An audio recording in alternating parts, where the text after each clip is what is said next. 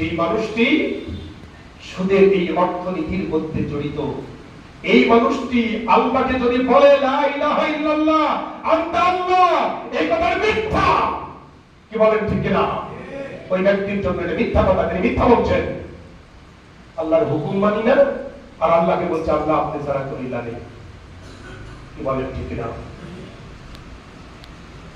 সম্মানিত মুসল্লিদের কেরাম, রাসূলুল্লাহ বলেছেন ওয়ালাউলা বাহায়ুম লাম ইয়ামতুর, পশু পাখি কীট পতঙ্গ উদ্ভিদ না থাকলে আল্লাহ এই মানুষগুলোকে বৃষ্টি দিতেন না, সাইজ হয়ে থাকতেন।